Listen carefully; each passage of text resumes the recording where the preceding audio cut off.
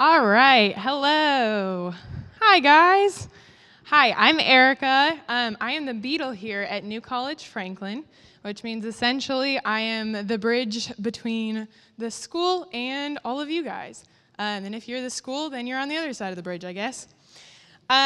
So, New College Franklin, if you haven't heard of us, we are a small liberal arts college, Christian college, here in Franklin. We do all of our classes here.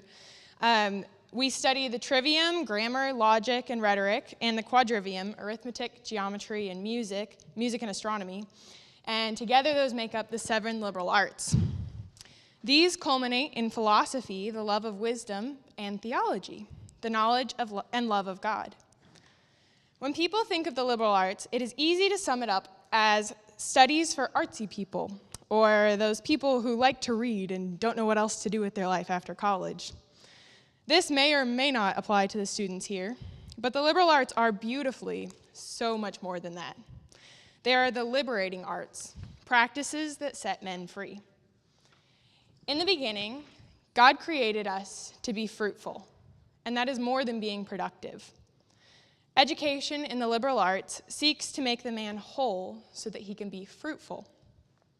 Our motto at New College Franklin is orthodoxy and orthopraxy, right belief and right practice. I'm now a senior, and I have seen this motto in action. At New College, I have sat through hundreds of hours of conversation, and both in and out of classes, being led to a formation of right belief. Through these, I have been inspired to change my life, growing more and more actively dependent upon the Lord. But more than anything, I have learned that these two, belief and practice, are inseparable. Education, especially liberal arts education, is that which forms the soul of the person so that it radiates outward into all he does. The educated man can go forth into the world and interact with it in a uniquely Christian way. Towards that end, tonight's lecture is entitled When Rights Go Wrong, Simone Weil on Politics, Uprootedness, and the Needs of the Soul. I really hope it blesses you. So before we get started tonight, I would just like to tell you a little about our evening. In just a minute, I'm going to welcome up Mr. Johnson, who will be speaking on the theme I just mentioned. Afterward, we will have a brief Q&A section. Mr. Spun and Mr. Patton are going to come up and engage with Mr. Johnson on the lecture. And then we will open it up to questions from you all. So if you have questions, great, write them down or just save them in your minds. Afterwards, we're going to have a reception upstairs. There will be food and other refreshments. The 3 gentlemen that will be joining us tonight are Mr. Patton, Mr. Spun, and Mr. Johnson. Mr. Andy Patton is our new and beloved president of New College Franklin. Before becoming our president this year, Mr. Patton served on the board for 9 years, 5 of which he served as chairman.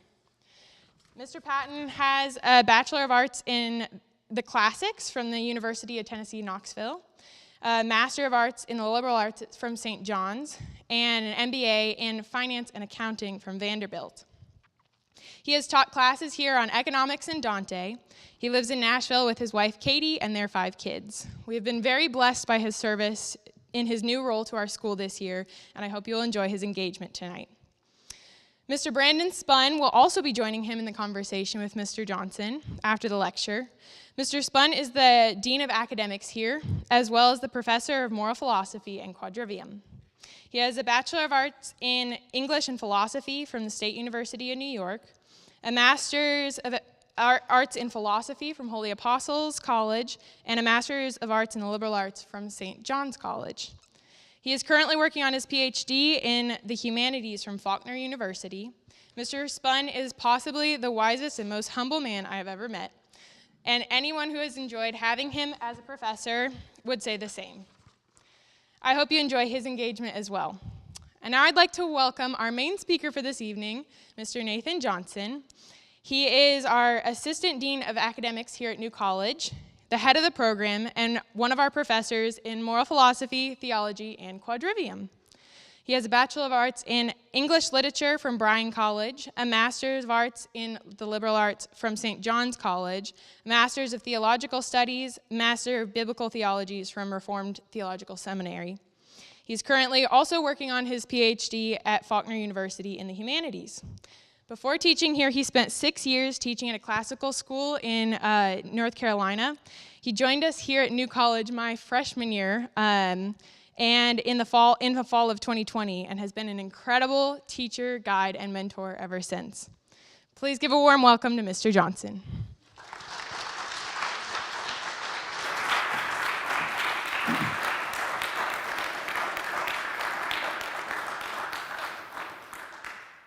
Well, thank you all for joining me tonight. There's a lot more things that you could be doing on a Thursday night, but coming out into the cold, braving the weather, coming here, talking about the needs of your soul, you made a good choice, hopefully. We'll see. So let's start by just acknowledging that there's a couple of ways that these sorts of lectures, I think, can go wrong. So we're going to be talking about politics, we're going to be talking about political theory, we're going to be talking about what's wrong in our political situation right now.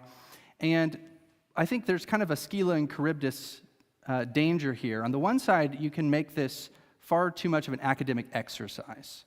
Let's just talk about political theory and kind of stay up in the clouds and never actually get to what this might have to do with you living in this time and this place for ultimately a very short amount of time. But on the other hand, this can turn into kind of just a basic rant about kids these days and the current state of the culture and how everything's bad and here's all the bad people out there and here's why we're not the bad people and isn't it horrible and let's just go, do our thing or destroy the libs or whatever. And then we all go away feeling really good about ourselves and really bad about everybody else, and then nothing really changes. And so what I'd like to do is just kind of acknowledge that up front, that I'm not sure I'm necessarily going to be able to perfectly pass through Scylla and Charybdis. Even Odysseus, he lost 6 men trying to do that. So it's not going to be perfect, but I do want to kind of try to thread that needle. I want us to deeply engage with rich and layered political philosophy, particularly as given to us by Simone Weil. And I do want to be able to launch criticisms about where we are, but I want us to approach that from this kind of biblical notion that judgment starts with the household of God. Judgment starts with the household of God. You've probably heard this before, but at least this might be an apocryphal story, but somebody put in a London newspaper this question: what's wrong with the world? And lots of people replied, and one of the people that replied said, "Dear sir, I am. Sincerely, G.K. Chesterton." Acknowledging that first and foremost, we have to look at ourselves when we look at what's wrong with the world. Now, I think Simone Weil would agree with him, although she would go a little bit further. She would say, why is it that in order for us to talk about what's wrong with the world, we also have to acknowledge what's wrong with ourselves? Well, one of the reasons for that is we are inextricably linked with where we live. Her whole notion of roots and rootedness is that we are not merely isolated individuals, but that mostly unconsciously, we have been shaped by the various communities and collectives of which we form a part. And so if those communities and collectives are sick or dying, it will invariably affect our own souls. And so for us to be able to try to diagnose what is going on right now, and that's one of the things I want us to do, is to diagnose what's going on right now, we have to come at it from a spirit of recognizing that it can't just be out there. It also has to be in here because we are inextricably linked to our various communities and collectives and institutions, from our families to our churches to our local communities to the nation in which we're a part to nowadays, if we could even call internet communities, but internet spaces were also very much affected by that as well. So as we're going to be exploring these questions, I want us to be able to explore it from that vantage point, so that when we leave, we don't leave just having gained a few interesting political notions, or that we leave, fired up to, go on Twitter and talk about how, not that any of you would be on Twitter, but just to complain about how bad things are, but actually that we leave having done a little bit of self-reflection and maybe spurred on to action, which is ultimately the goal of politics. There's a reason why Aristotle wrote ethics before he wrote politics. So with that, what do I want to do tonight? I want to basically give a voice to somebody who T.S. Eliot called a saint, but I think would be more apt to call a prophet. Simone Weil. She has been a prophetic voice ever since the 1940s when she passed away. And it's a voice that is never going to be the voice of the establishment. I don't think there really ever could be a political school of Simone Weil or somebody who actually could carry out everything that her political project stands for. I don't think it's actually even possible. I don't think she really even wanted anyone to. What she wanted to do was she wanted to be similar to John the Baptist, kind of a voice crying out in the wilderness in a way that would force everyone, whatever their political affiliation, political spectrum, wherever they are in the political spectrum, it would force everyone to contend with a radical reshaping or a radical vision for what communities are for, what collectives are for, what human governments are for, what institutions are for, ultimately what people are for. Now, if you know anything about the biography of Simone Weil, she was an extreme person. She was a Marxist for quite a while and voluntarily worked in the factory for a year just to understand what it was like to be a factory worker. She wanted to really embody her ideals. While she repudiated Marxism, and later in life, she found herself closely aligned with Christianity. It's impossible to know for sure whether or not she was really a Christian. She said that because she always felt kinship with the outsider and wanted to be connected with the outsider, she didn't want to join an established church. But she said if she was going to, it would have probably been the Roman Catholic Church. She refused to be baptized, but she did take the Eucharist. I'm not sure how they let her do that. But so she sort of considered herself aligned with basic Christian ideas later in life. Well, she ended up writing The Need for Roots in the middle of World War II. And it's important for us to know the context of this. So she was French, and France, as you know, was quickly taken over by the Nazis at the very beginning of World War II with the Nazi Blitz. With just a few weeks, all of France fell. And so the people who escaped France were looking around thinking, what happened? What's the cause of this? And of course, the easy thing to say would be, the cause of this is the Nazis and their superior tank force, or maybe our silly notion that if we build a wall around one part of our border, that we thought that would keep people out when they could just go around. Maybe all of those are the causes for why we fell. And what Simone Weil said is, you're not actually looking deep enough. France was lost well before the Nazis came in. In fact, France had been hollowed out. What she said, the soul of France had been hollowed out already. And basically the Nazis just mopped up. And so when Charles de Gaulle asked her to write a political manifesto for how to rebuild France and rebuild Europe, assuming that the Allies won, what she did was she wrote The Need for Roots. She said, actually, let's get down to the root. Let's not just try to propose a few policies and how we're going to institute a new government. Let's get down to the root of the problem. How did we get here? How did we get here as France? How did we get here as Europe? To the state of things where within a couple decades you have World War I and World War II and the whole world is turned upside down. Where you have totalitarian regimes popping up all around the world. where you have radical industrialism reshaping human society in a way that we had never seen before. How did we get here? Another way to put it is judgment starts with the household of God. Let's not talk about the Nazis. Let's talk about ourselves, is what she was saying. So that's where she starts. And I think that's similar to where I think we need to start. We could look at all the different problematic things going on in broader politics, whether or not that's U.S. politics or geopolitics right now. We could talk about various politicians. We could talk about political parties. We could talk about policies that are all dangerous and concerning and that are ruining things. And all of those things are valid to talk about.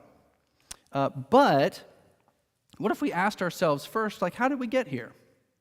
This didn't happen overnight. How did we get here? And I think Simone Weil actually has something to say to us. If anything, I want this to be an opportunity to just share some of her thoughts, how I think that this might apply to certain things in our context, and then encourage you to read her book, The Need for Roots, if you want to get kind of deeper into this. I certainly don't agree with everything she said, and I definitely don't agree with all of the positive political policies that she offers in her book. But the values that are at the heart of this, I think, are challenging and worth exploring. So she starts the very beginning of the book attacking the central notion of modern liberal France, which is the notion of human rights. So if you're familiar with the history of France, 1789, French Revolution, the Declaration of the Universal Rights of Man became the new foundation of France.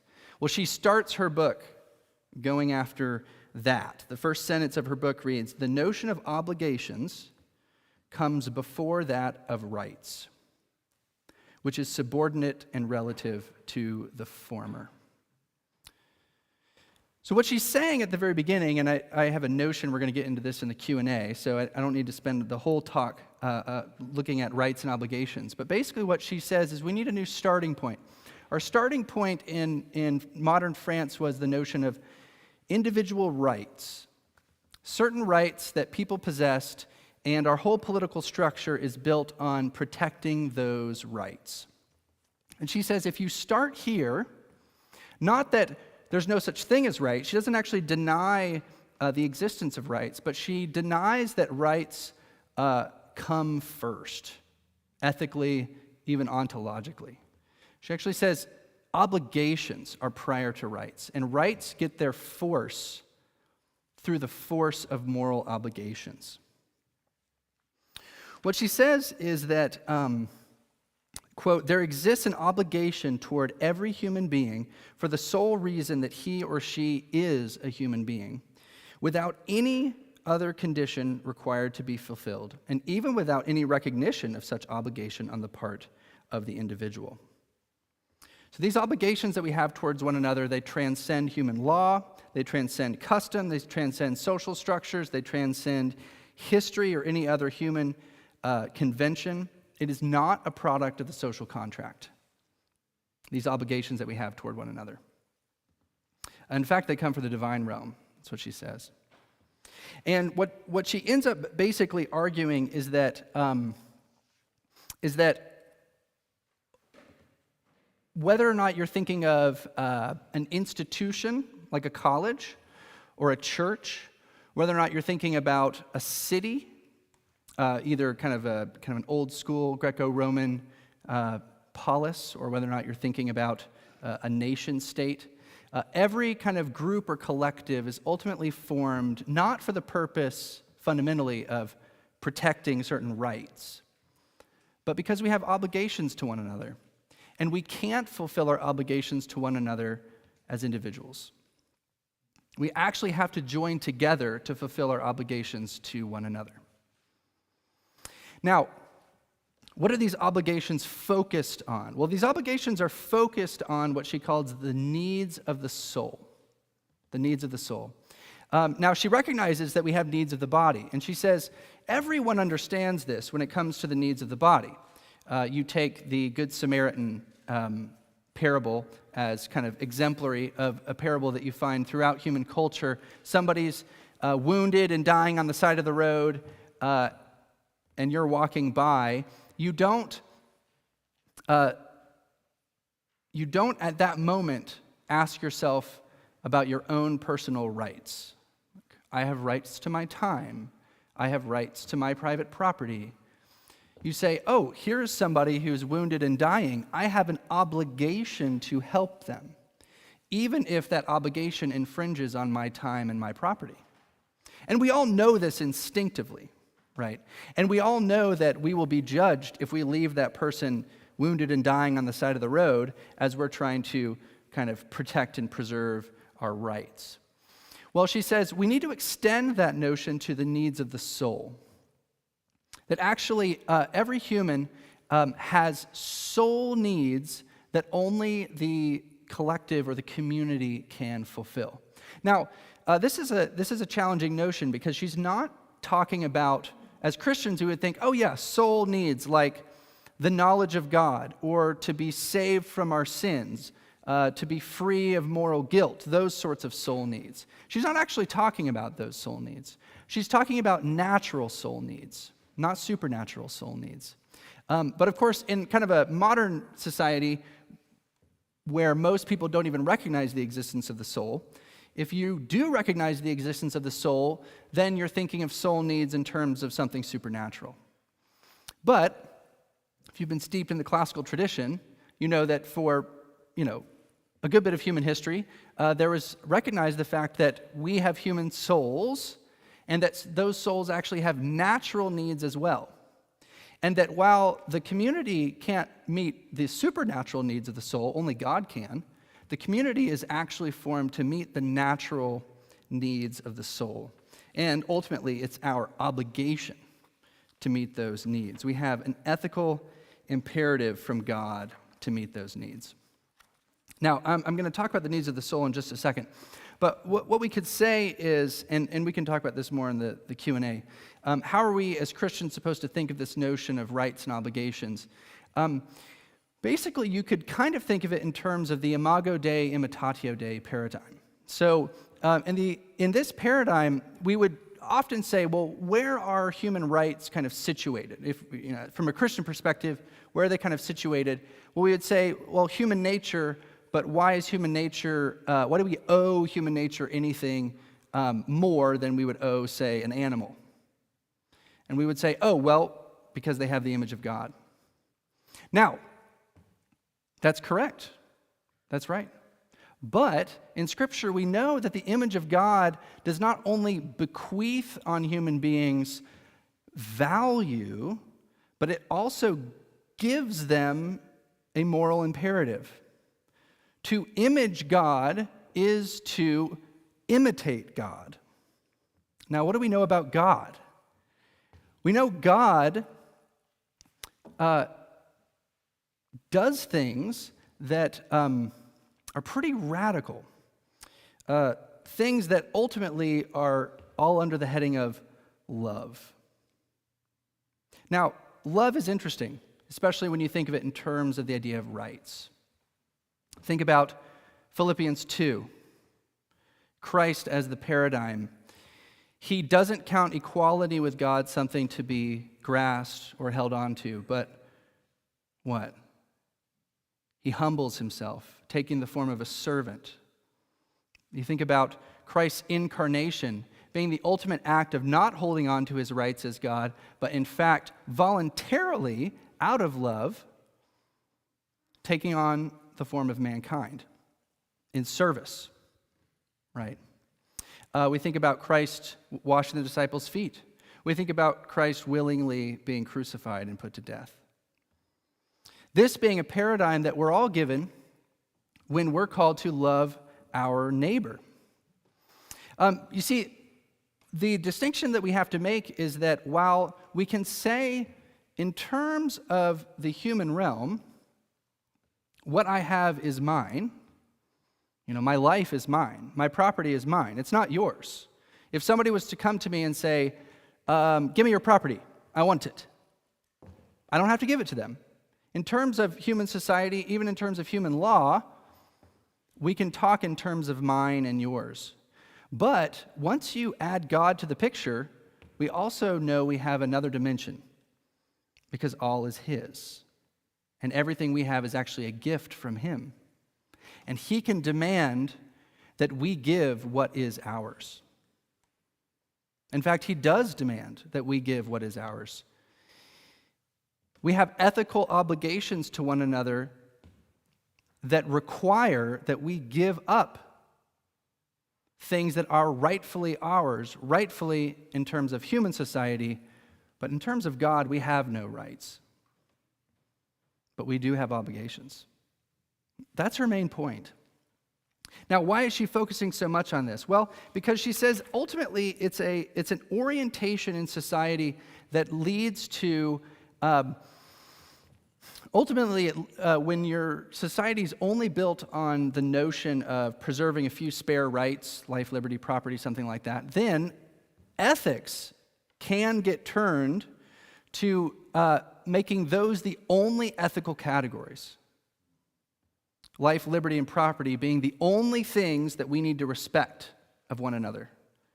And the only obligations we have towards one another are in terms of life, liberty, and property. But in fact, we have far more needs of the soul than that. And because of that, we have to be thinking in terms of much broader obligations to one another. And we have to be forming our communities in such a way that those obligations are met. The needs of the soul are met. So what are these needs of the soul? Well, she lists quite a few.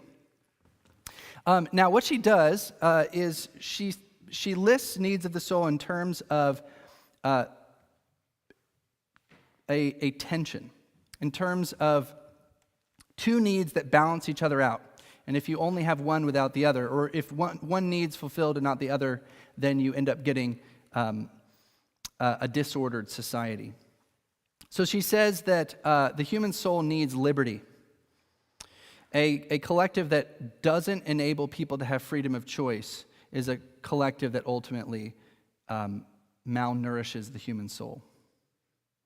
But of course, we know what happens when you have too much liberty. So the human soul also needs order. It needs order. Now, if you think about France, 1789, Lady Liberty,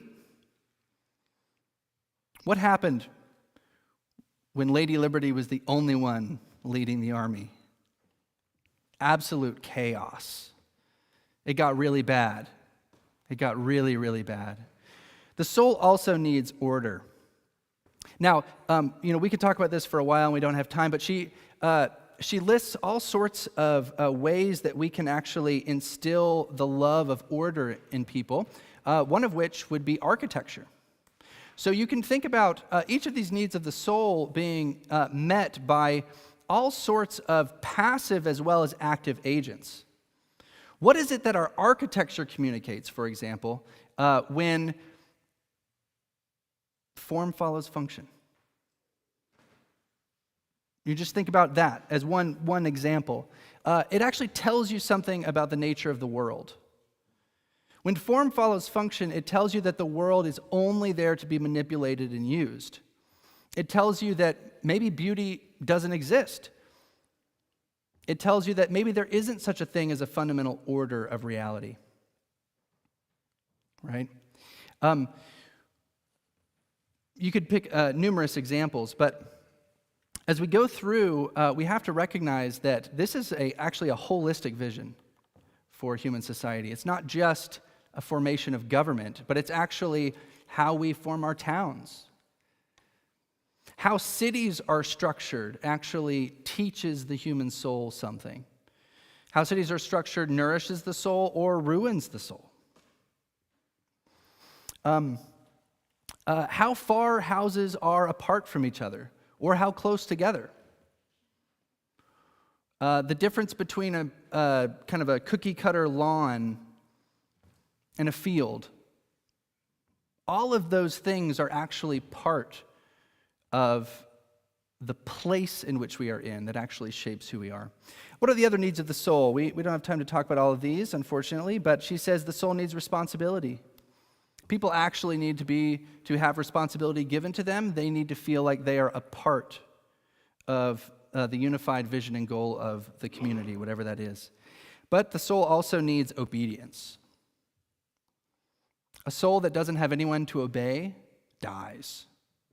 So what happens to a society where you have some leader who's above the law?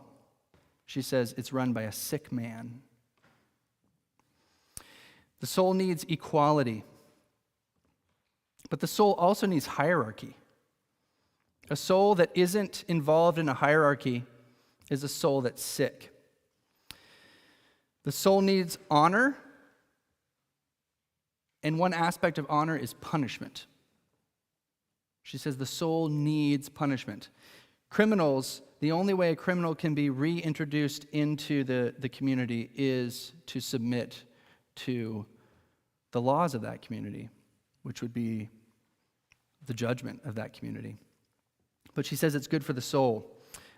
Freedom of opinion, but also truth. We'll just pause here real briefly. She talks about what happens to the human soul when it doesn't know where to find truth. Okay, this is something that's quite relevant to us today. Where do I go for the truth? This website, that website, this news agency, that news agency. Everyone has their own version of the truth. When everyone has their own version of the truth, you don't know where to find the truth. A soul that cannot find the truth and know it when it's found is a soul that's dying. We need security, but we also need risk. A community that has no risk in it is a community that's dead. She says lack of risk produces boredom. Boredom is, or maybe better translated would be something more like ennui. Deep, almost a catatonic state of soul. Things are too safe. We need private property. We also need collective property. And ultimately, we need rootedness. We need rootedness. Now, what does rootedness look like? Well, she says that rootedness is, She says that rootedness ultimately comes from being a part of kind of a multi-layered community of people. And that could be starting with our family, to our larger social structures, to our institutions and communities, up to our country. And it's actually from those roots that we get all of who we are. Now, what she says is, modern Western society has been becoming more and more uprooted for a long time. And this is where I kind of want to camp out for a while, is the causes of uprootedness actually help us understand what it means to be rooted. She says that there are 5 main causes of uprootedness. War is the first cause of uprootedness. Now, what happens in war, obviously lots of things get destroyed, right? From buildings to people, obviously. But after all of the carnage that happens, there's a winner and there's a loser. Most of the time. Sometimes they're all losers. There's never a war where they're all winners. And usually you get an influx of the winners into the territory that's lost. And she says that's actually what causes the most uprootedness. It's not the bombs, and it's not that people have died. It's that you actually get a new influx of people that have not been rooted in that culture. That creates a situation in which a culture becomes destabilized. And how does it become destabilized? Well, it becomes destabilized in several ways. One of the main ways is the stories that it tells about itself. She spends a lot of time talking about the importance of the past. She says that ultimately what rootedness means being fully ingrained in a living past from which you can draw all of the nutrients that you need, all of the virtues, all of the aspirations that you then can use as you move toward the future. Where do we get our aspirations from? Where do we get our virtues, our desires, our goals, our ambitions, our inspirations? We actually get it from the past. Now, it's a living past, though. It's a past that we find in our history, in the stories we tell about ourselves. It's a past that we find in the institutions that we're a part of, and the families that we're a part of. It's a past that we find in the land that we're a part of. She says one of the sad things about kind of the modern industrial society is people are disconnected from the land. If you've read any Wendell Berry, this might ring a bell. That the land actually has a living past, right? As some of you know, I have a family farm that goes back to the beginning of the state of Tennessee, and it's got ancestors who've been buried there. It's got a house that's over 100 years old. It's got a living past. That's a type of rootedness that most people don't have. But even for me, it's a vacation spot, right? It's not even a place that I'm living permanently. So even I'm uprooted from the land. Most people don't have any land, right? So what does war do? Well, war brings in people that take the land, tell new stories, destroy the institutions that were once there, so that there are no more nutrients from which people can draw.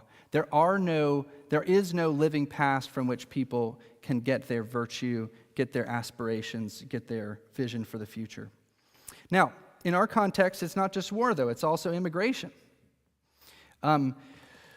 There's two ways to think about mass immigration, whether or not you think about kind of the immigration that's happening in Europe or the immigration that's happening in the U.S. A lot of people are sounding a rallying cry about this, right? Too much, too fast. Now, there can be a good reason to oppose mass immigration and a bad reason to oppose mass immigration. The bad reason would be what you could call either a lack of hospitality or just fear of being uncomfortable, right? It's like all the jokes people make about the Californians coming to Middle Tennessee. They're just gonna, it's going to change everything or whatever. But there's actually Simone Weil would say, no, but there's a real danger here. When you have mass immigration of peoples who are not part of your collective past, then you are uprooting or digging out the soil in which your community has grown. You're actually radically affecting who people are. So it's a soul need thing. Well, what are some of the others? Well, money power. Money power. She says money power is a society that makes economics the center of its social and political concerns. A society that makes economics the center of its social and political concerns, such that money is the chief consideration and the most powerful motivator. Does this sound familiar? When almost all political discourse centers on domestic policy related to money issues, or when a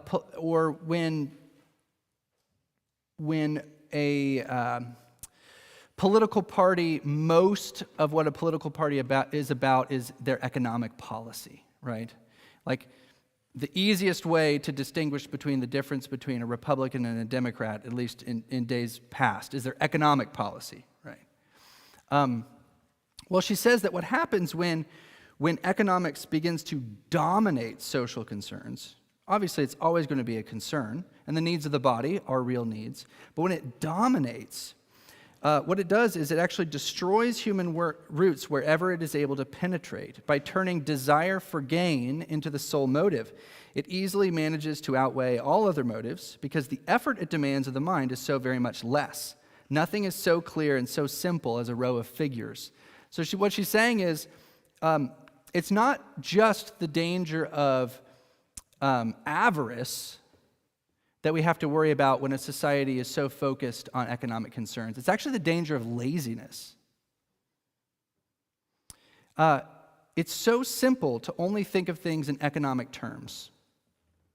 What's it going to cost? Or how much am I going to get?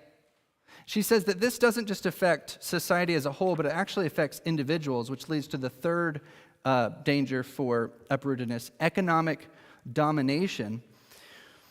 People become dominated solely by the desire for money to make ends meet. They think about jobs in terms of paychecks. She has a very long section talking about the spiritual nature of work. She says that ultimately work isn't about making money. Now, there's a certain level of work required to meet the basic needs of the body. But what she says is there's a spiritual element to work that has been completely lost. We're actually made to work. And we're made to work not simply to meet the needs of the body. We're made to work to meet the needs of the soul as well. But when money becomes the sole end for the employee and the employer, then now we don't even consider the nature of the work itself, right? So you have several different job opportunities. You pick the one that pays you the most. No one's going to argue with that. But she would say, have you thought about the intrinsic nature of that work? Is that fruitful work? Is that good work? Is that work that has real value? Is that work that's good for your soul? Is there anything about that work that lasts? These are some of the challenges that she offers us. One that I don't need to spend much time on given our current context is bad education. What's one of the major causes of uprootedness? Bad education. The emphasis on technical science, pragmatism, specialization, popularization has, of course, nudged out more important things like truth or virtue or the human soul. We don't need to talk about that because this rings true for you. The last thing is the destruction of the past. She says the destruction of the past is the greatest of all crimes.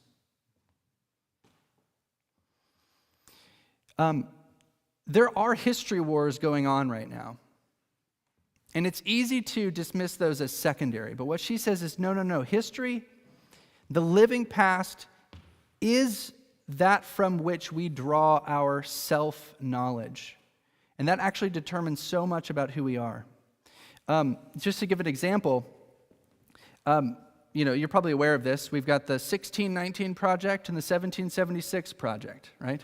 Two parallel histories of the United States. Very much with both projects recognize that how you tell the story, where you start, what you emphasize, shapes people's self-conception. And that shapes people's action. Most of the political fervor you've seen, particularly I would say in the last 10 years, if you poke around a little bit, you find that there's a historical narrative that's driving it. Whichever side of the political spectrum you're on, there's a historical narrative that's behind a lot of that political fervor. Because history matters, right? History matters. And when we destroy the past, and we can destroy the past in several ways. We could destroy the past by ignoring it, by not teaching it, by changing it, by scrubbing over all the bad things, by scrubbing over all the good things. We can destroy the past in many ways, but when we do, we're fundamentally destroying the soil in which our souls are formed. Now, she says, uprootedness leads to a spiritual lethargy resembling death. And she also says that uprooted people uproot people. When you are uprooted, you uproot others. Now, wrapping up here very briefly. So, what do we do about this? Well, there are a lot of pitfalls. She says that One of the pitfalls is you can try to change things, and you can try to inspire people to be great and to do great deeds. Okay, we need more leaders. We need people who will change things. We need great people. She says, well, that's good, but beware. One of the most damaging things is a false conception of greatness. Elevating power, elevating talent, rather than elevating virtue and justice. She says, even the way we tell our history is replete with this. We talk about the great men of the past, and how do we define greatness when we talk about the great men of the past? Usually it's the people who killed the most and who spread their power the furthest. That's what she says. She says, why did we get Hitler? Well, because we spent so much time talking about Alexander the Great. Now, she doesn't say we should ignore Alexander the Great, because that's part of our history too, but she says they're not great men. Those men are small. If virtue is defined as human excellence, those men are small. She says that we have degraded the sentiment of justice. She says that we have created, and a lot of Christians have fallen into this, created a different standard of justice for nations as for individuals. This is realpolitik. Well, nations can do things that individuals can't. She says, well, what are nations made of? Souls. How do nations act? It's people acting. People act. Nations don't act. People act. And so when we say that, well, justice is not something we should consider when we think about the nation, justice is only something we should consider when we think about the individual, we are uprooting ourselves. The idolization of money, of course, and lack of spiritual inspiration, which gets into the spiritual nature of work. Now, what we can take from this, another kind of bad way we can go is to take on the contra mundum sort of approach, the against the world. Okay, all society's bad, everything's bad, America's horrible, everybody else is horrible, we hate them all, let's go into a cloister, ignore everybody, try to save our souls, get to heaven, whew, right, be done with it. And she says, no, actually what we need is what she calls compassionate patriotism. So this, I'll end here. She says that you can fall into two extremes. One is a hatred for your country, or the other is the type of pagan patriotism that you see in the 20th century. Fascism and communism are ultimately pagan forms of patriotism. It's the nation for the nation's sake, the people for the people's sake, and we can do no wrong because we're doing it for the nation. She says, no, that's not real patriotism. That's pagan patriotism. What we need is the patriotism that Jesus had. Jesus wept over Jerusalem. Have you thought about that? Jesus, who's the God-man, who's ultimately from heaven, he's God, still is so attached to Jerusalem. The Jerusalem that cried, crucify him, a couple days after this event. He knows what they're about to do. The Jerusalem that's ultimately going to deny him and going to be torn down in 70 AD. He weeps over Jerusalem because it's his home. Because it's the place that has the living history of the covenant of God. It's the people who received God's promises and God's law. It's where he grew up. He weeps over Jerusalem. He loves Jerusalem, but he sees clearly, more clear than anybody else, Jerusalem's faults. She says, this is what we need. What's our orientation toward the place in which we are? Ultimately, it needs to be a love for it. Not a blinding sort of love, not a love that makes us justify all of the worst parts of it, but a love that is so attuned to it that it weeps when it sees that its soul is dying. And he says, if only, if you came to me, I would take you like a mother hen, right? our heart should be to restore the goodness and glory of the place that we are put. Our heart should ultimately be to lay down more roots. Now, this doesn't start at the top, although there are important things that need to be done on the national level and the level of laws and politicians and elections. All those things are important. But it really starts, just as judgment starts with the household of God, it really starts with those much smaller collectives and communities that we're in. How much are we dominated by things like money power and economic considerations and our own personal rights? How often are we ignorant of our own obligations to one another? How often do we ignore the needs of the soul of others as well as ourselves? How often do we form institutions more for the sake of money than the dignity of the work? We start there, and then we can build outwards. But we can trust, even though things don't seem that great right now, we can trust that ultimately, how do the plants grow?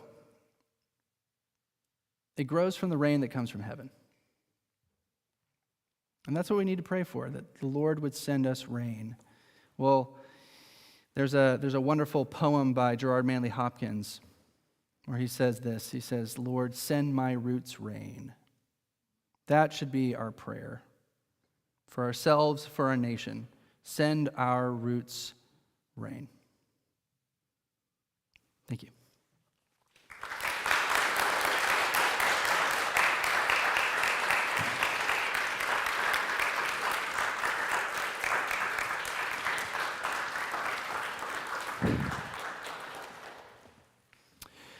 All right, so Mr. Patton and Mr. Spun are going to come up and tell me where I went wrong, ask me some questions.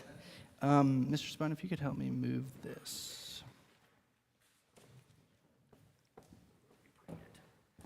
Over there, I think. Yeah.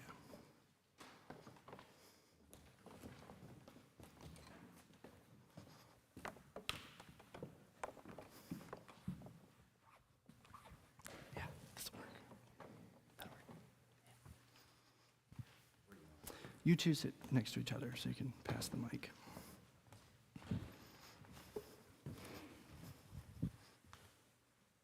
Mr. Johnson, thank you. That was really very compelling and I think helpful and challenging. So I really appreciate what you did there. I thought maybe we could begin with some of the practical aspects of this then, particularly the way you framed it at the beginning and judgment beginning with the household of God.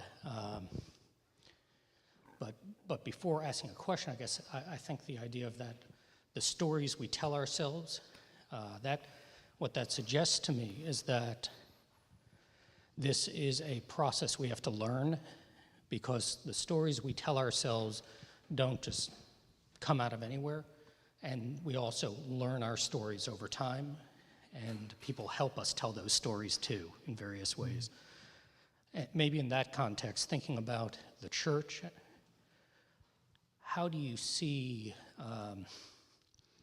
the modern story or the right story playing out in church, and what would be a corrective to that? How might you say this is really the story we ought to tell? Does that question make sense?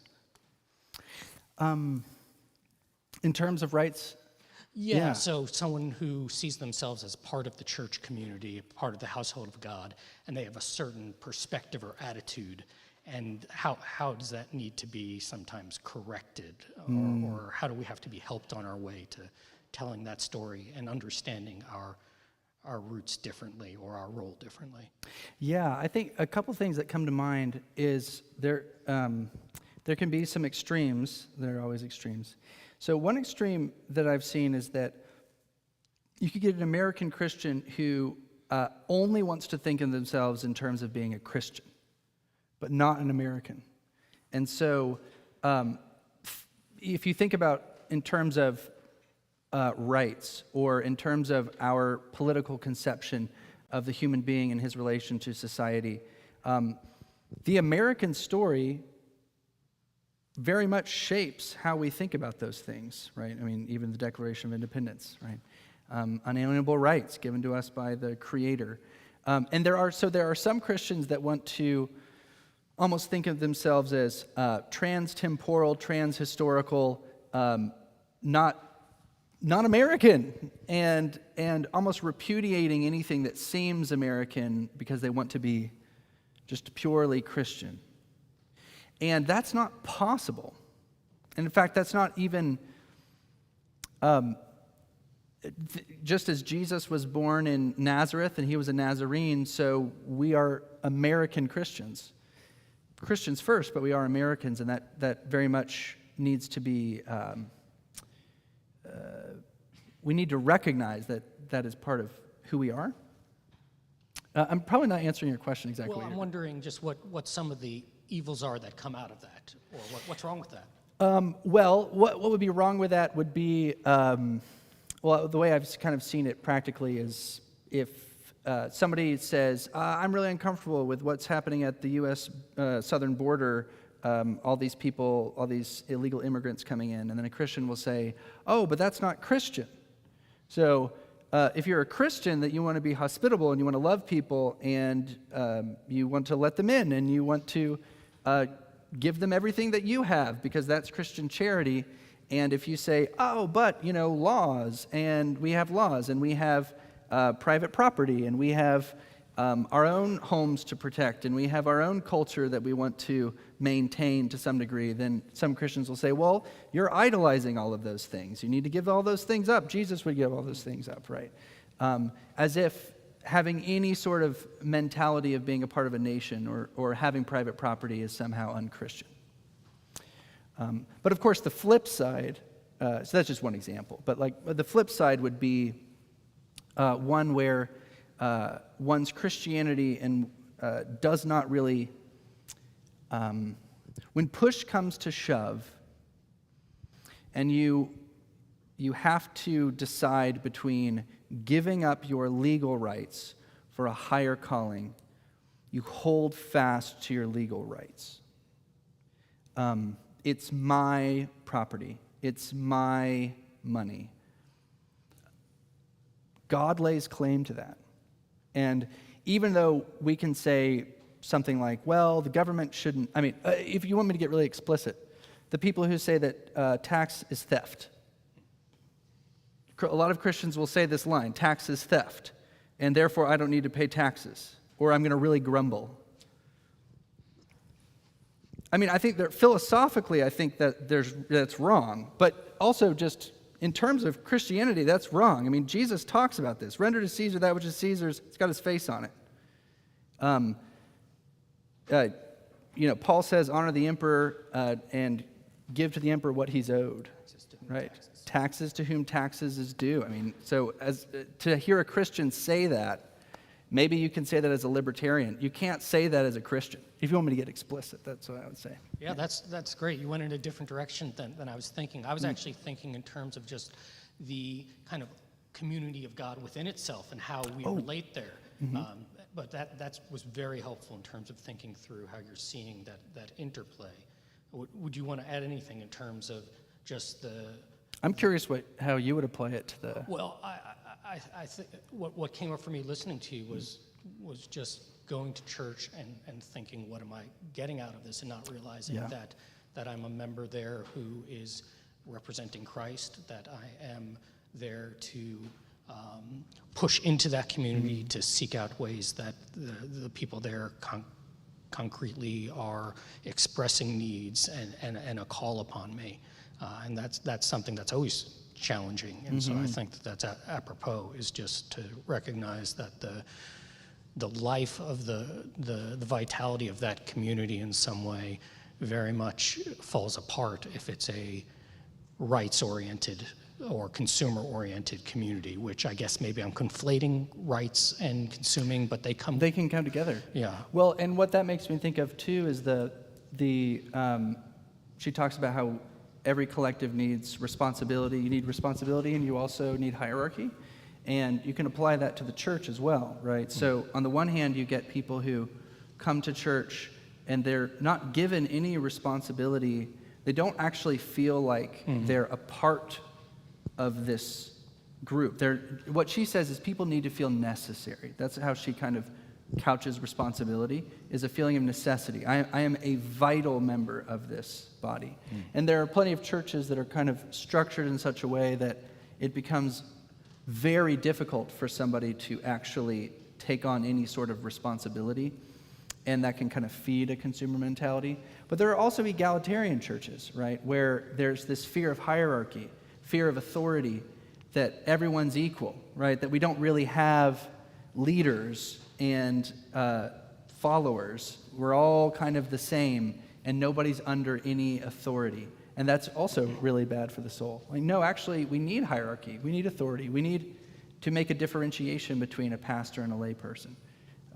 So that'd be something in the church that I could think of. That's great. Yeah, that's really helpful. I'll just note before maybe turning it over to something you'd like to focus on for a little bit.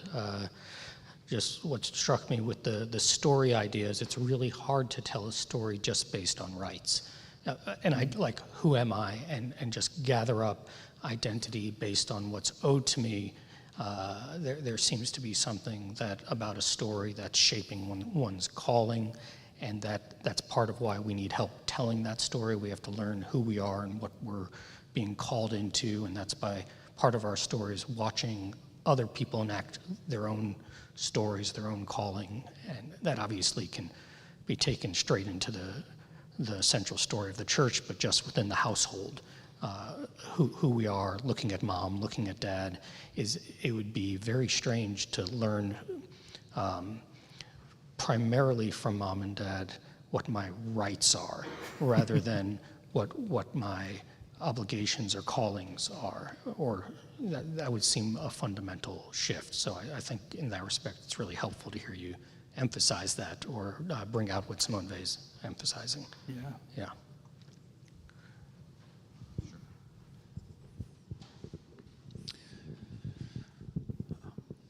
So I just think I have a couple of clarifying questions for you. I want to get into a little bit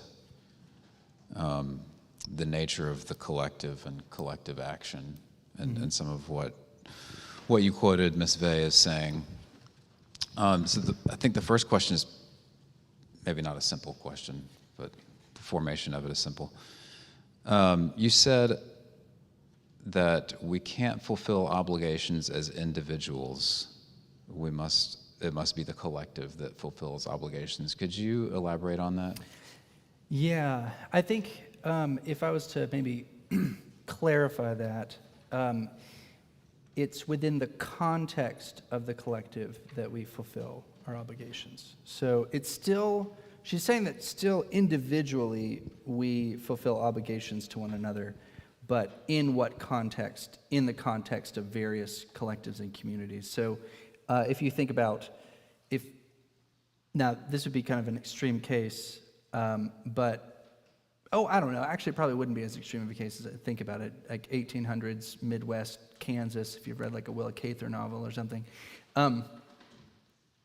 You could get, and maybe Alaska is a better example, I don't know, but you can get so far away from people that you're basically in isolation. And in that sense, how are you fulfilling your duties to your neighbor? I mean, even just like literally, what neighbors? Like just to make an extreme case. So they're kind of giving that example. If you're not around people, then how are you going to be able to fulfill your obligations? But then more realistically, when we put ourselves into lots of various groups, churches, schools, workplaces, and political communities, we now have given ourselves the opportunity to help meet various needs of the soul that we otherwise would not have the opportunity to meet. So I think she's saying that, but now that I'm thinking about it, she also is really trying to emphasize the fact that some of these needs of the soul just cannot be met unless you're in a collective. So not just you can't fulfill your obligations unless you're doing it in a community, but your needs cannot be met unless you're in collective. So if you think about whether it's honor or punishment or responsibility or hierarchy, those require larger social contexts and institutions, organizations, states, cities. And so I think she's trying to get at how are these needs of the soul met? They're met in collectives, which I'm curious what you think about this, because in my mind that seems to cohere with, say, what Aristotle is saying about the city relating to the end of man. Like human well-being in society, like that's kind of happiness. It's human well-being in society. And I think she's kind of saying that, but in a bigger way. Yeah, I guess I'm wondering a bit about whether a particular relationship among individuals is fundamentally different in kind than another. And where I'm going with that is like the use of collective, the word collective, just implies a certain size to me. Like, we're not a collective, the three of us sitting here, right? But we have society, we have relationship with one another, and we can meet in certain needs of one another. So do you think that is implied in Vey, and is that significant? So, let me try to clarify the question a little bit.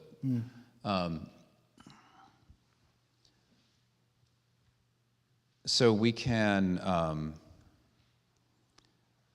so ultimately we are, as you said, we can meet the needs of one another as individuals in the context of a collective, right? So does it matter? Is it a different kind of thing or just a different scale of thing to say that we, small community in Alaska, that each have 50 acres and see each other once a month, or maybe something less, maybe it's 3 people on an island together or 3 people sitting on a stage together, can meet the needs of one another in certain ways. Is that a different kind of thing than a collective, as if by the collective we mean a state or a small town or? Yeah, I think she would say it's like a group of friends isn't a collective. I don't think she would say that that a group of friends is a collective. I think there is a level of formality to it. I think she ends up saying that the smallest form of a collective is the family, and then it goes out from there to become bigger and more formalized. But not every collective can meet every need of the soul. I think that's also kind of key. So it's like, why is it that another way to put it would be just having a family on 50 acres in Alaska. Certain soul needs will be met, certain soul needs might not be met. It's not ideal. It's not the worst, but it's not ideal either. Do you agree with that, or do you hesitate? I'm just not sure.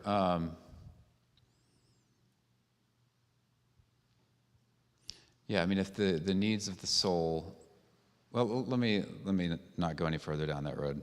Let me redirect it slightly.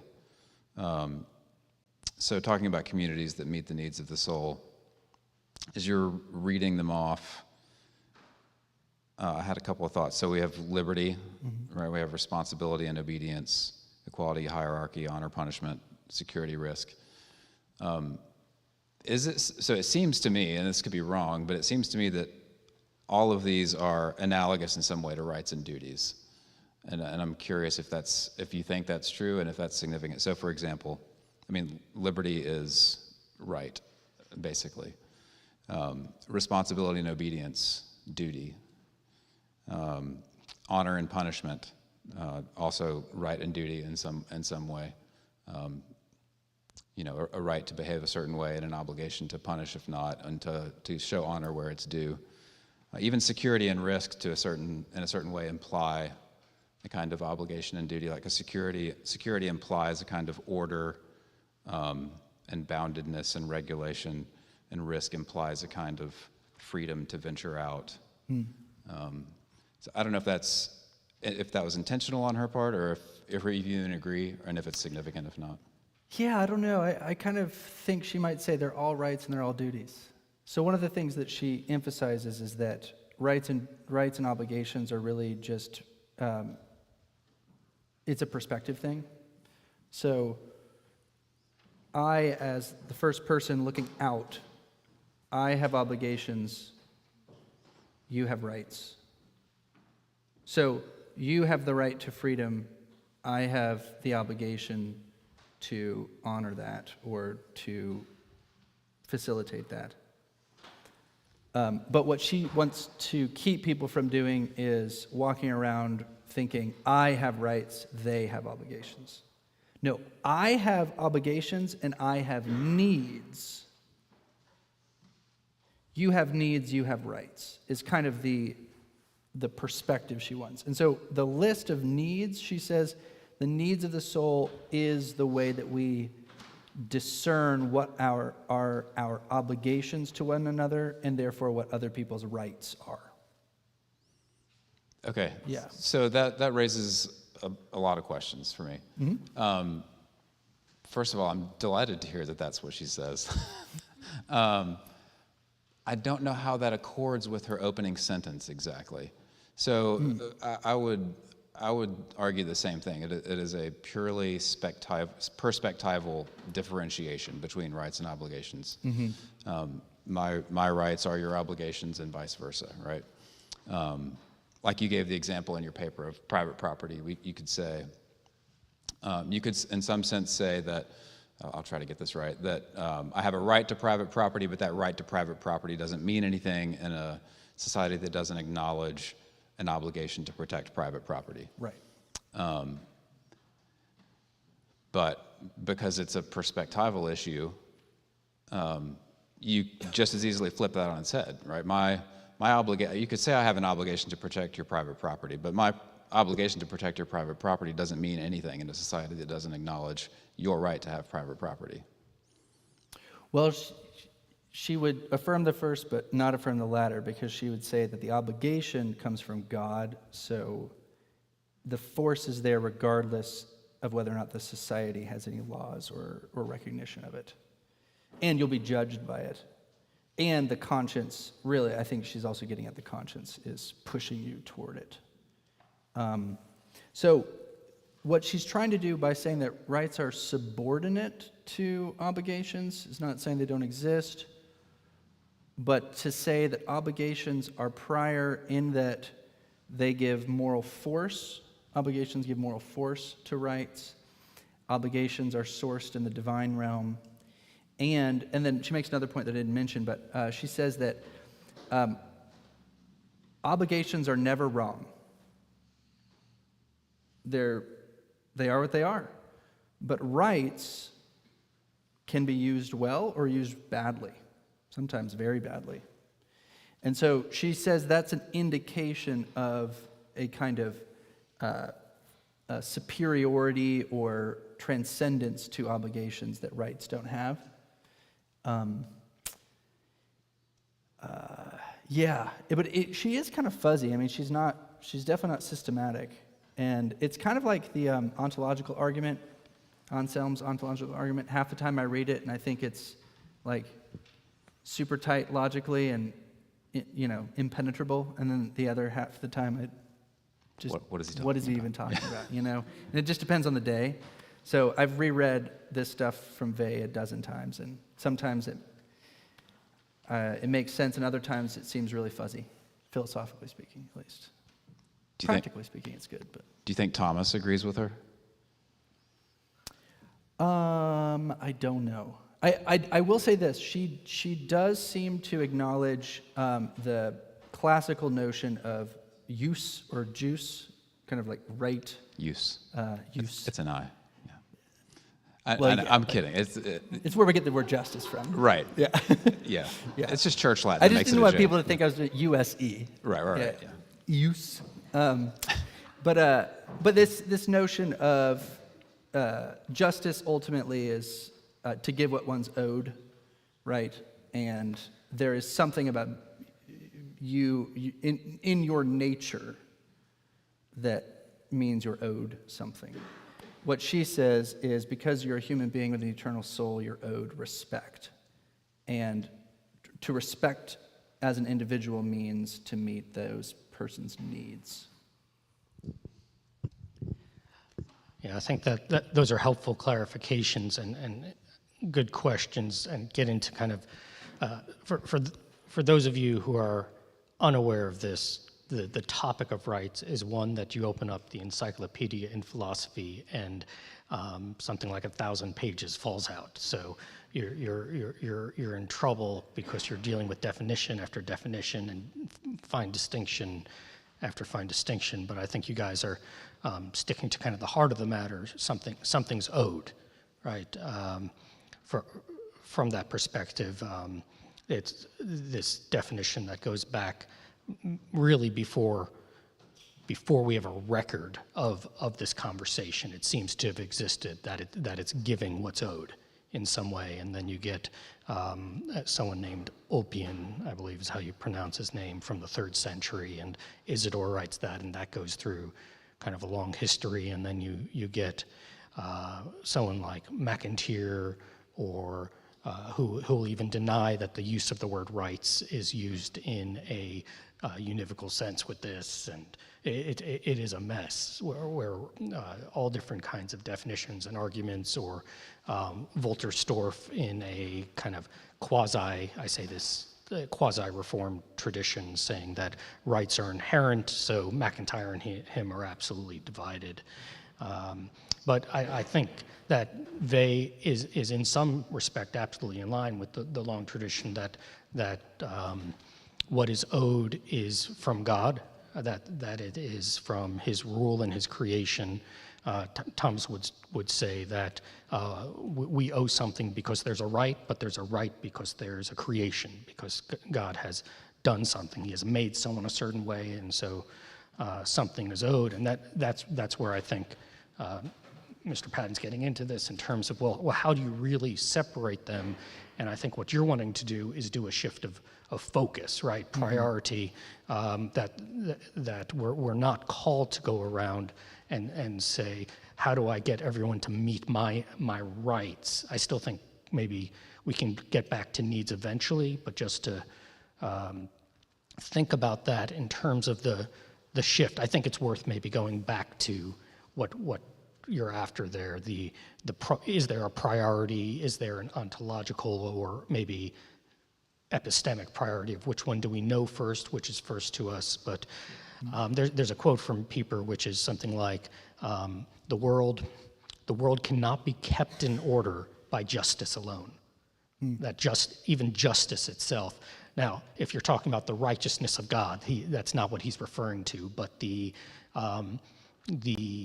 order of justice between giving what's owed in the strict sense. You can kind of feel this when Paul says, let there be no debt outstanding, but love, right? At that point, there's not a mere play on debt, but there's a shift in that. He's not just talking about justice anymore in that small j sense.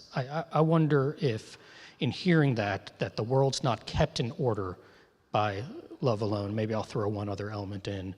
I can't remember the author, but it's in Maritain, where he says the soul of the city is friendship, and friendship is more in the loving. But how does this perspective enter into that conversation? Does that make sense? Yes. Actually, I was thinking of that exact verse before you said it. I do think Paul is introducing something radical there when he says, owe nothing to anyone except love. You can almost imagine the readers reading it, owe nothing to anyone. Awesome, right? Because and if you want to read a great book, Peter Lighthearts wrote a book called gratitude. It's an intellectual history of gratitude. And he looks historically at kind of the gift gratitude dynamic in the ancient world and how Christianity kind of exploded it. But with the entrance of Christianity, there's this idea that, God, our allegiance is to God now. It's not to the state or the emperor or anybody else. It's to God. Even slaves are, there's neither Jew nor Greek, slave nor free anymore. And there could be this tendency then to think, I don't owe anybody anything. I just owe God things. And so what Paul is doing is he's saying, well, actually, your debt, in a sense, becomes a lot greater. Now what do you owe? You owe love, right? Which far transcends the, if somebody loaned me some money, I owe it back sort of idea. Or just if I have a master, I owe him respect.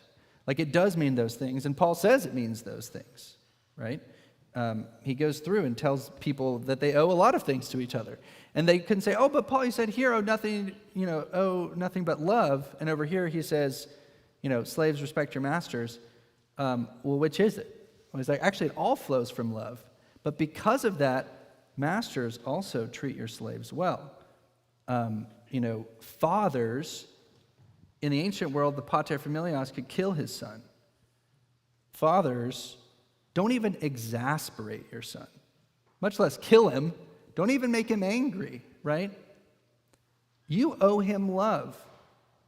So I do think that Paul is introducing this radical shift that if you even apply it to today's world, what do we owe each other? It goes far beyond rights. Yeah, we owe each other their, whatever proceeds from their rights. We owe a lot more than that. We owe love. Now, the nice thing, or the interesting thing about love is it's also something that can't be demanded. God demands it, but it's one of those things where, in one sense you can tell somebody that they need to love you, but in another sense, it is an ethical imperative that really just comes from God. And my focus should be on love of neighbor. And of course, the greatest example of love is what nailed Jesus to the cross. Like, for the joy that was set before him and for the love of the Father and for the love of his people, he suffered and died on the cross. So, owe nothing to one another, anything except love, on the one hand should kind of make us say, oh crap, how can I possibly do that? But I think we probably need to open it up for some questions from the audience. Mm-hmm. So if anybody's got any questions, yeah. All right, who has questions? Okay.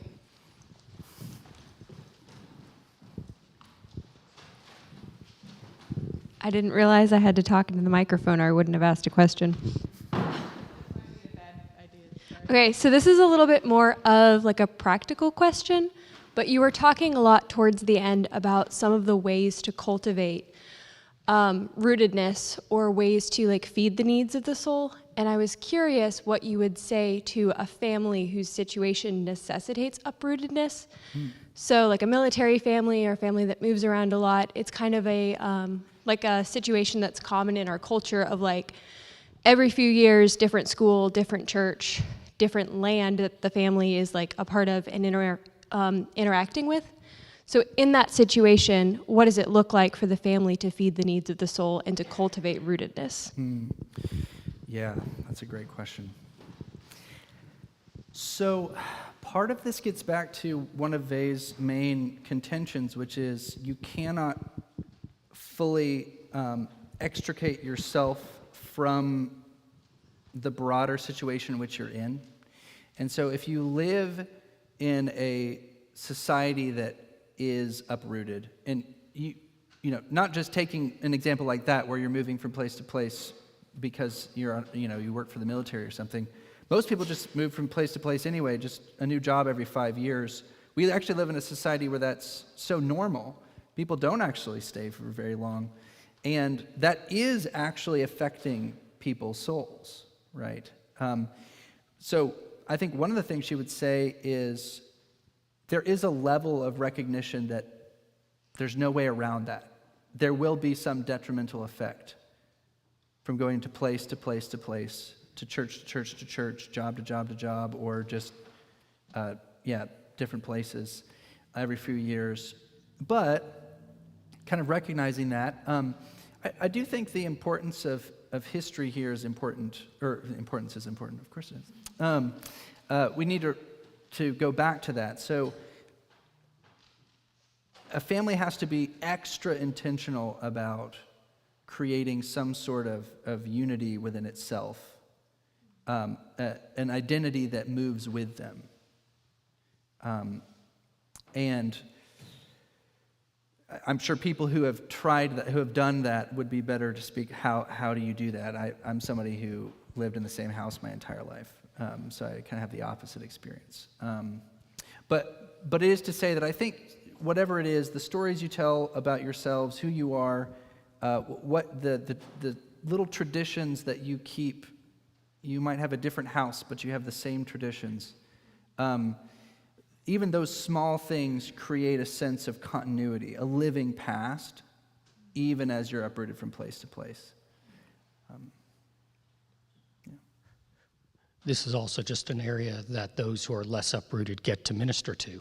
I think of Dan Myers from our church, who ministers to the military base in Clarksville. Right, that this is a calling to service. That there are needs, and not every family, not every community is going to be the same. Like you said, there are injuries and losses that happen, and then ways that we try to meet that. And I think that was helpful, what you said earlier in terms of immigration, just that one of the ways of assessing that is what roots remain, so that hospitality itself remains hospitality, right? Yes. So that there's a way of care or receptivity to the community that can embrace those needs. So yes, and that reminds me of something. I think, like, here's a very practical thing. There are times when you can uproot a tree and put it into new dirt, and it still grows, right? That thinking in terms of obligations to one another, the families that do have kind of a rootedness, welcoming in those who are, you can call them strays or whatever, and actually welcoming them into to the traditions, to the community, to the living source. So it's a beautiful thing, for example, when a family is willing on Christmas, they've got their whole family thing that they do, and they bring other people in who don't have any Christmas to celebrate, and actually say, hey, you become part of what we're doing. That's a small picture of a much larger thing that we're called to. Those who are more rooted, do a grafting in. I mean, we're all, most of us at least, are Gentiles here. We've been grafted in. What is that but being rooted to a vine that we weren't of a natural part? Yeah, and we see this play out, I think, in the community at large, where artificial communities, families are created more or less, and often less successfully, where the artificiality is felt, but at the same time there's hunger for it. And I think certainly we see that play out, say at the college, where some of the central life is just the fact that there's a familial community that has some rootedness in the local church, so that it's not just free-floating or created out of thin air. Mm-hmm. I think Kimball had a question. Sorry, go ahead. All right. Mr. Johnson, you've talked a lot tonight about the importance of history and being rooted in our past. And I know you just spoke to that with the family, but with the nation or with the state, what do you do when you're in a nation with a recent past? like ours. Vey says that, quote, there is no homeland without history, and then gives us as an example. Yep. So where do we find that rootedness? Where should we look? Yeah, so, oh, and by the way, Mr. Crouch read all of The Need for Roots in like a week to prepare for this talk. So, yeah, we don't hold a candle to Europe in terms of our history, right? And even from pretty early on, there's a great book called American Nations by some guy who has a name. And but he talks about even from its earliest beginnings, America was actually made up of 13 different nations. And what he means by that is, well, people from around the world, different nations of their own with different traditions and different ways of thinking about the world all came to the United States. The United States was never homogenous. It's never been homogenous. You compare that to some long-standing countries in Europe, or you compare that to something like China, which had 1,000-year dynasties and things like that. She's right when she says America is an example of a country that's never really had much of a past. I guess that's part of the American experiment is can you really form a nation that has no unified past? Is the melting pot really possible? Or is it more like a Caesar salad? And,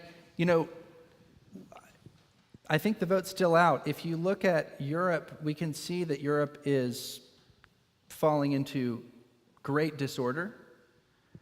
But how old is Europe? It's over 1,000 years old. Even if you just, I don't know when you would mark the beginning of Europe, because, of course, you've got, if you think about the Greeks, you've got much longer than that. But even if you just think about Christian Europe, it's like 1,500 years old. It took them a long time to get to this point. How long has it taken us to get to where we are? A couple hundred years? So, maybe what we're seeing is actually kind of a symptom of a problem that began with the fact that this isn't actually how nations get started. I don't know. It's a question. Yeah, so I don't know if that answers your question. It just feel free to push back, Mr. Spun. I don't want. No, I'm not. I'm smirking here with enjoyment, just because of the problem, not because of anything you've said. I think it's a challenging question, and I don't even know how to get around it, just by virtue of growing up as an American without deep roots, without deep patriotism. That I recognize myself as challenged by Simone Weil and by the entire mindset, even though I'm very compelled by the calling of obligation. Just the way that would play out, I think is a tough question, and the only thing that keeps coming back to me is the family and church community, because the question of the nation is a much stranger one, but I think it was a helpful challenge you put out there, and then your response to that first question I asked, that thinking of ourselves not exclusively as Christians, but Christians who are called to live out that life in the place that we're in, and in an open-eyed, authentic way. Mm-hmm. But that's all just dancing around the question without any particulars. Just two quick observations. So Europe wasn't always 1,000 years old. And I forgot what my second observation was. But I want to hear y'all's questions. Come all the way to the back. That's a good point. Yeah, if you don't mind. Hi. Do you think the levels of disruption, the lack of rootedness in America, is responsible for a lot of the sexual confusion in our culture right now? Yes. A short answer. Yes, and I think there's probably a lot of reasons for that. But the notion of being rooted is the notion of recognizing that you cannot create yourself. And so when you take kind of the modern notion of self-creation, along with this notion that you don't even need the past, you can it goes into the notion of progressivism. And she talks about progressivism, saying the problem with progressivism is that it's so unrooted from the past that where does it get its inspiration from the future? It gets its inspiration from its own imagination. That's the most terrifying notion. Imagine, you know the song, imagine. Let's create the world out of our own imagination. She says that's the progressive vision. That's the unrooted vision. Imagine having a garden where you're creating vegetables, but there's no soil. Well, you end up actually getting vegetables. So the sexual perversion of our day is, I think, the most poignant example of that. Living according to your imagination rather than being shaped by the past. And it goes along with kind of the denial of the Christian roots of the West. So, if you've read the book Dominion, would be an example by, not by Spider-Man, but by the other Tom Holland. He talks about, he's not a Christian, but he's a historian, and he says, where did we get kind of our notions? We got it from Christianity, and now we're acting like we didn't, and we're trying to build something new. And he's saying that's ridiculous. And of course, what we see sexually is like the key example of that. I don't know if that fully answers your question, but yeah. I'm really enjoying the conversation, and I'm seeing that the common theme is history, past. Tradition hasn't been invoked, but I think tradition would be part of this conversation. Thinking about the French context in which Vey is coming out of, France was lost before the Germans came. Charles Péguy, the Catholic French essayist, he has this distinction between the mystique and the politique, and he looks at Bastille Day and French independence and revolution, and 1789, and you have all of the values of the revolution, and every year he's reflecting on why do we do these things every Bastille Day? Well, you're trying to, recapture the magic, so to speak, of like why we had a revolution in the first place. Now, whether that was a righteous revolution is another question, but then what he observes is that it devolves into a politique, like you're just remembering it for the sake of, rather than actually the spirit that animated the revolution in the first place. So I think I know where Vey would go, given that she wants to reflect on the importance of embodiment and place, but because the way that you were presenting history or remembering the past can almost seem static, like, just remember days of yore. But I wouldn't suspect that she would be that static about it. So do you think that mystique would be a way that she would could talk about how we would remember our past or living into our past, yes, so that we do it for today? Yes, absolutely. And I'm glad you brought that up, because words were failing me and you gave me words. Yes, she would say a couple things. One, she's not a conservative in the sense that she says the past shouldn't be preserved for the sake of the past. It actually should be preserved for the sake of the future. And again, she uses the soil analogy. The vegetables need the soil, but not so that the vegetables can become soil. What she says is the past creates an inspiration for the future. It actually shapes our conception of what the future should be, and which is another reason why we need to be truthful about our past, both the ills and the good. But how do you do that? The embodiment mystique, you think about the nation of Israel. Their whole calendar is shaped by feasts and festivals.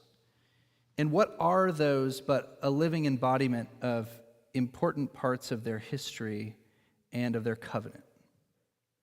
But when they do the Feast of Booths and they actually get into little tents, it's not this cute thing like, hey, remember our ancestors were in the desert living in tents. We'll just get into tents for a while.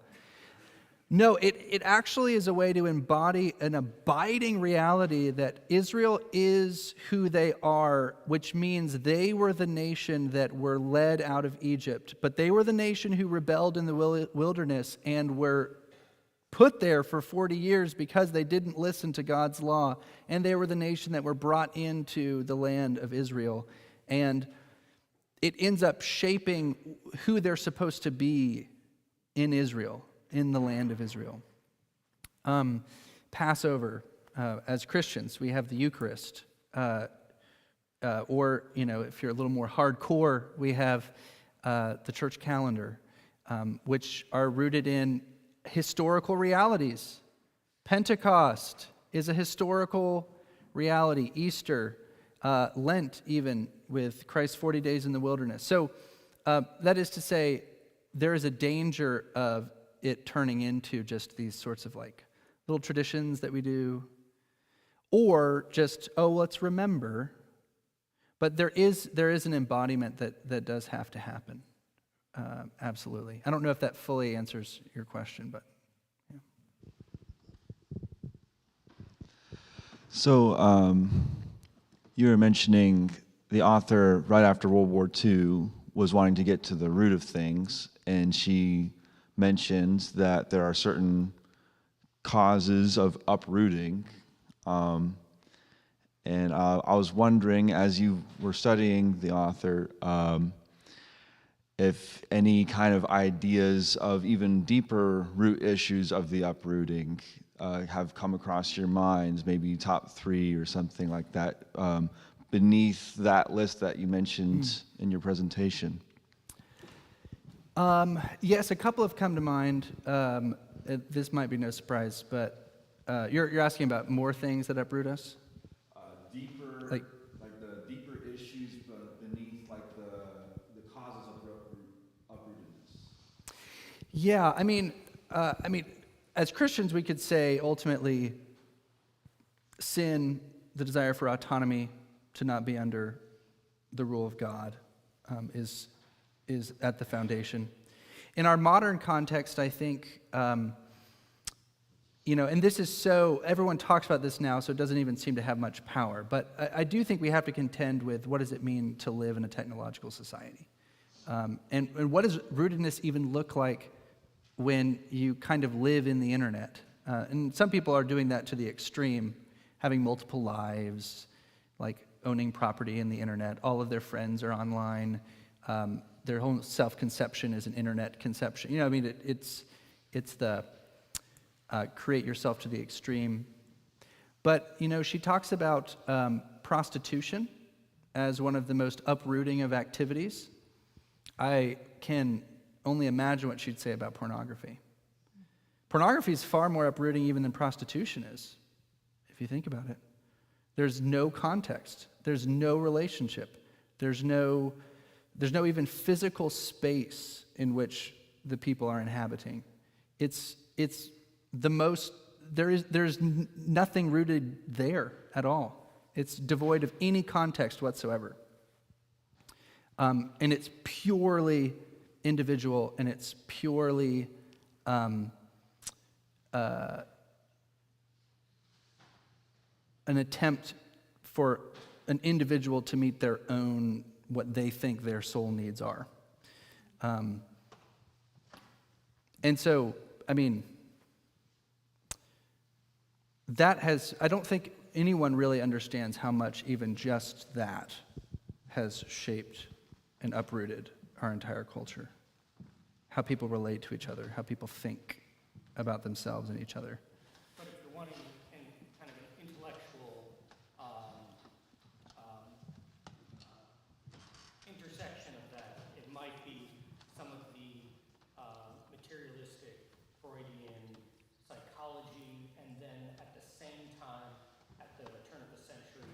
there's movements throughout Europe to change ideas of marriage, to politicize marriage, to make divorce something that's easily done, that's lightly done. So there's major shifts in terms that are well known, that are changing how people think of the community. At the same time, that technology is becoming prevalent. Yes. We'll do one more. Sorry. Excuse me. You talked about the past. Yeah. Okay. Is there such a thing as a bad past, one that you would want to uproot? Because my mind kind of goes to Plato and trying to ban the evil poets, right, who say that the gods are evil. And so, yeah, that's kind of like, is there a balance here, or is just uprootedness always bad? So if there's some kind of rootedness and you're like, well, it's a morally decrepit culture, should we say, don't uproot, reform? Oh, okay. Yeah, so she says, she actually gives several different types of societies. So there's the society that meets the needs of the soul. Then there's the society that she says is the sick society that needs to be healed. But there's the society that devours the soul. And she says that society needs to be killed. Was she thinking of Nazi Germany? Probably. And she talks a lot about what totalitarianism does to the soul, right? And you could say the same thing about communism too, and she has a lot of harsh things to say about Marxism, being a former Marxist. So she says a society can get to the level where it's not just sick, it's actually actively devouring itself, devouring each other, and it needs to be stopped. Now, how that goes about, I mean, how does one determine that? And what does it look like to destroy it is a question. But yeah, so she actually has that as an option. And then she says there are some societies that are just dead. They're just dead. And the same thing with history. Does all history deserve to be preserved? I mean, these are questions that we've faced a few years ago with the taking down of Confederate monuments, right? Well, that's part of our history. Well, does it need to be preserved, and does it need to be preserved in that way? And for what purpose, right? Just preserving history for the sake of preserving history isn't necessarily virtuous at all. But of course, trying to eradicate it and forget all the bad parts, or erase all of the parts of our history that we're embarrassed about or something, also creates great social ills, right? So is that a category? Yes.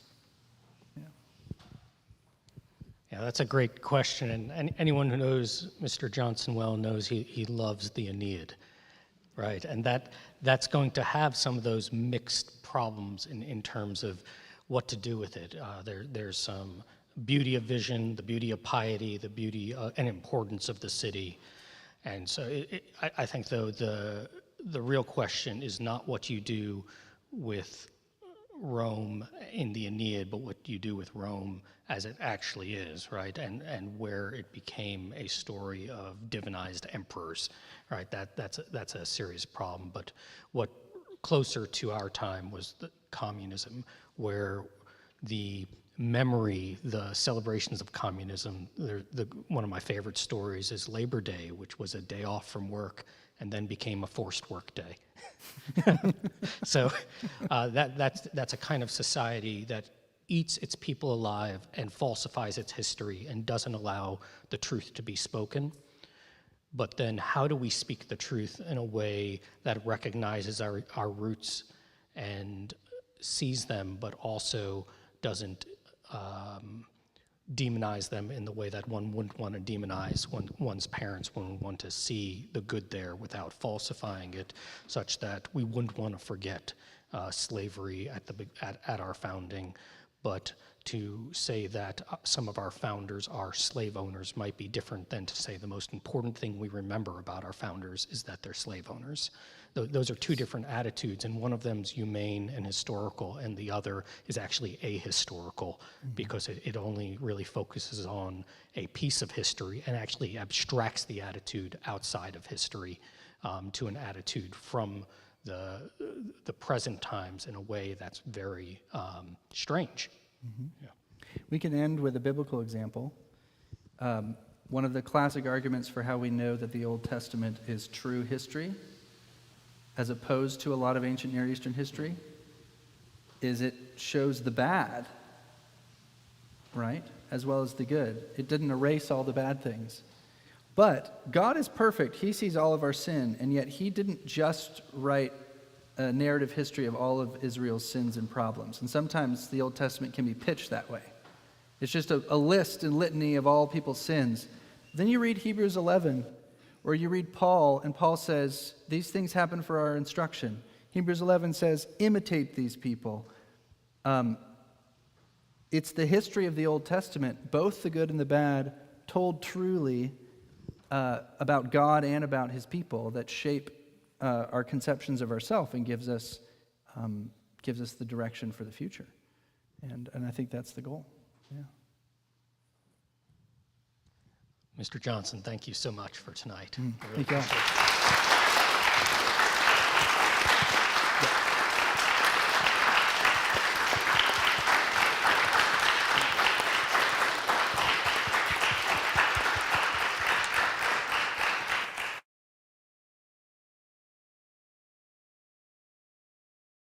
There is reception. I'm on now. There's reception upstairs. There is food and drinks and